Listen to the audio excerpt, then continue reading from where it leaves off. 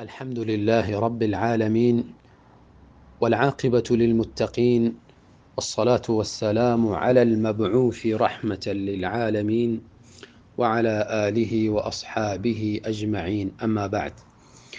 فعن أمير المؤمنين أبي حفص عمر بن الخطاب رضي الله عنه قال: سمعت رسول الله صلى الله عليه وسلم يقول: إنما الأعمال بالنيات وإنما لكل امرئ ما نوى، فمن كانت هجرته إلى الله ورسوله فهجرته إلى الله ورسوله، ومن كانت هجرته لدنيا يصيبها أو امرأة ينكحها فهجرته إلى ما هاجر إليه. متفق علیه. حدیثی را که براتان خواندم حدیث صحابی جلیل القدر امیر المؤمنین خلیفه دومی از مسلمان ها، اسمشان عمر بن الخطاب، عمر که پسری خطاب هستند، و اسم کنیشان ابو حفص رضی الله عنه روایت میکنه، میفرماید که ما شنیدم رسول الله صلی الله علیه و سلم که میگفتن: انما الاعمال بالنیات، یقینا مدار صحت اعمال، مدار قبولیت اعمال یا اینکه مدار عدم قبولیت اعمال تعلق میگیرد بر نیت. و انما لكل امرئ ما نوى، یقینا برای هر شخص آنچه که نیت کرده مطابق نیتش اجر داده میشه یا اینکه از اجر محروم میشه، مطابق نیتی که کرده. یه حدیث رسول الله صلی الله علیه وسلم یک قاعده بزرگی را تعلق به یعنی امر قلبی بیان کردن که اعمال جوارح هم ظاهر و شدیده میشه و هم باطنه.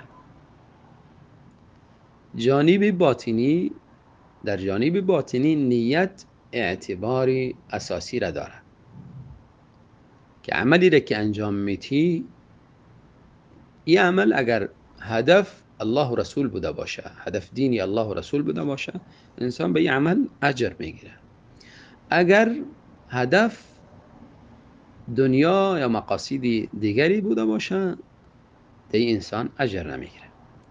قاعده کلی را گذاشتن رسول الله صلی الله علیه و سلم، بازبری از این مثال پیش کردن که کسی نیتی خوب داره و کسی دیگری نیتی یعنی اجر و ثواب نداره، نیتی پاک نداره. برای هر دو مثال پیش کردن، اولی اجر و ثواب میگیره، دومی از اجر و ثواب محروم میشه. فمن كانت هجرته الى الله ورسوله فهجرته الى الله ورسوله، پس شخصی هجرت میکنه، وطن خدا ترک میکنه، هجرت میکی داری کفر ترک میکنه، میره به طرف دار اسلام، یا این که دار اسلام به نام دار اسلام است، بالای مسلمان فشار است، نمیتونه عبادت خدا را انجام بده، آبرو عزتش در خطر قرار داره، دینش در خطر قرار داره، این شخص این وطن ترک میکنه به یک وطنی که کمکی آزادی براش میسر است. اگر دولت اسلامی یافت که کاملا آزادی بوده باشه براش بهتر است و این اصل هجرت است. اگر دولت اسلامی پیدا نکرد، به یک جای دیگری که لااقل قسمتی از دینش در اونجا حفاظت میکنه، با اونجا پناه میبره. خب اصل هجرت ترک دیار کفر به طرف دیار اسلام، که اصل هجرت میره گفته میشه. پس شخصی که به خاطر دین الله و به خاطر دین رسول الله صلی الله علیه و سلم وطن خود ترک میکنه، میره به وطن دیگری، فهجرته الی الله و رسوله، هجرتش به سوی الله و رسول قبول است و به همین هجرت ثواب میگیره.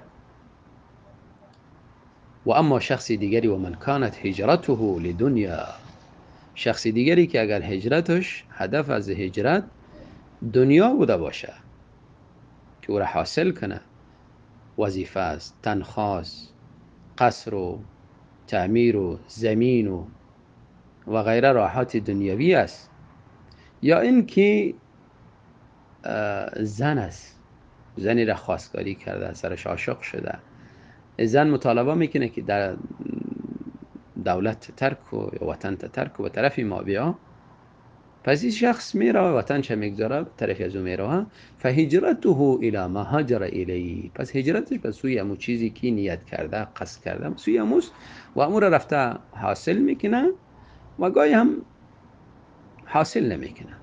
المهم از اجر و ثواب محروم میشه. پس این شخص ایرا مهاجر الی الله گفته نمیشه. شخص اولا مهاجر الی الله گفته میشه، در راه الله هجرت کرده. این حدیث یکی از احادیث نهایت بزرگ است که از این نهایت یعنی مطالب عمده دین انسان درک میکنه. یکی میست که انسان فرق میان عبادت و عادت بکنه. عبادت خود عادت جور نکنه. یک کسی نماز میخوانه، روزه میگیره یا رفته حج میکنه، یا اعمال خالص برای الله بگردانه، نیت خود پاک کنه. حج میرم برای هدف می نبوده باشه که مرا مردم حاجی بگه، شهرت کسب کنم، نام کسب کنم، این هدف نبوده باشه. اگر این هدف بوده باشه امو رفتن شهرت و امو سمعت و این چیزا را کسب میکنه و امو عملش هم غیر الله شامل میشه که خطر شرک هم است.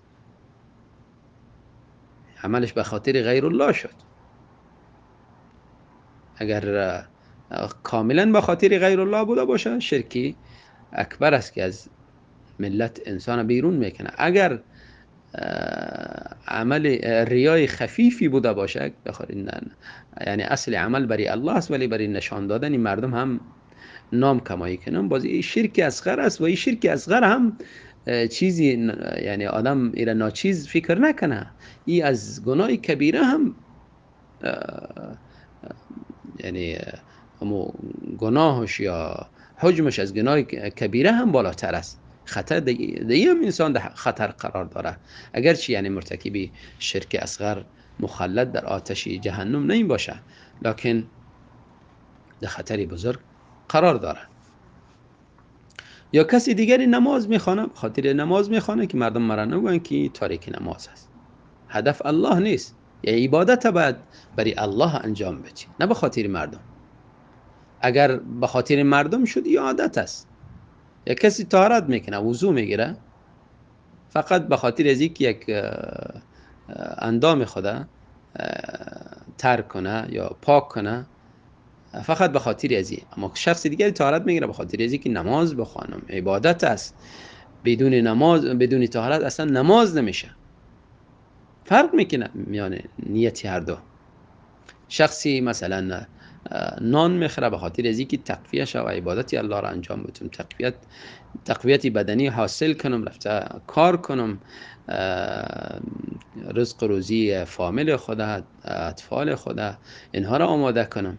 این شخص هم به نیتش اجر میگیره و هم مقصد خدا حاصل میکنه. اما شخص دیگری فقط هدف از خوردن، لذت بردن است و عیش عشرت خود است، پس این شخص هم امو غرض خدا حاصل میکنه اما اجر نمیگیره. یعنی انسان عبادات عادات جور نکنه. عبادات فرق میکنه و عادات هم فرق میکنه. در عادت که شد، وقتی عبادت عادت جور کردیم، انسان از اجر و ثواب محروم میشه و گاهی هم خطری، اگر ریا و سمعت و نشان دادن مردم بوده باشه، خطری شرک هم است.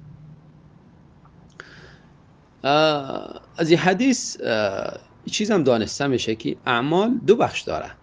یکی بخش ظاهریش هست، یکی بخش باطنیش هست. بخش ظاهری اعمال، حدیث حضرت عایشه رضی الله تعالی عنها میفرمایند من عمل عملا لیس علیه امرنا فهو رد. یعنی ظاهری عملی را که انجام میدی باید موافق دین بوده باشه. اگر موافق دین نبوده باشه و عمل مردود است.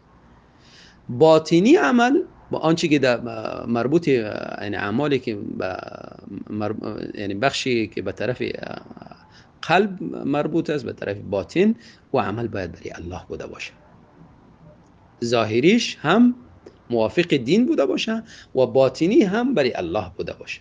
اگر برای الله نبوده باشه باز انسان به عمل اجر نمیگیرد. از حدیث همچنان ایرا دانسته میشه که نیت محلش قلب است. عملی را که انسان نیت میکنه اما عزم قلبی، قصد قلبی معتبر است، نه آنچه که به زبان دیگرها تلفظ میکنن. یعنی نیت به زبان نیست، نیت محلش قلب است. کسایی که نیت به زبان تلفظ میکنن اینها در دین یک احداث و یک بدعت نوی دیگر ایجاد کردن، کدام اساسی نداره. رسول الله صلی الله علیه و سلم نمازای خدا که وقتی که خواندن هیچ نمازی را نگفتن که نوایتو ان اصلی لله 4 رکعات، نمیفهم نمازی فلانی بوده باشه فی وقت فلان. این چیزها را اصلا از رسول الله صلی الله علیه و سلم کسی نمیتونه ثابت کنه و همچنین از صحابه کرام تابعین تبع تابعین و همچنین حتی عملای دیگری را حتی بعضیا شاید به فکرشان بوده باشه که خود در حج رسول الله صلی الله علیه وسلم فرمودن که یعنی تلبیه بگه لبیک عمرتن. لبیک عمرتن مانندی تکبیری که انسان در نماز میگه، یعنی نماز خدا افتتاح میکنه، مانند یزوس، نه نیت. یعنی شعار حج است. مانند الله اکبر میگی در نماز داخل میشی، لبیک اللهم لبیک، یعنی لبیک عمرتن یا لبیک حجن، به این کلمه با این شعار کس انسان در داخل حج میشه. اما اصل نیت حج در قلب است. کدام حج نیت داری و حجت هدفش الله است و ریا و سمعت نشان دادن مردم است، انسان به اون نیت مؤاخذه میشه. با تلفظ که تلفظ یعنی اگر دیده شه ظاهره، در تلفظ خو انسان میگه که یعنی لبیک عمرتن، لبیک یعنی الله را میگه که لبیک در خدمت تو حاضر شدم، نمیگه که لبیک یا فلان یا فلان، یعنی که اللهم لبیک در خدمت الله حاضر شده.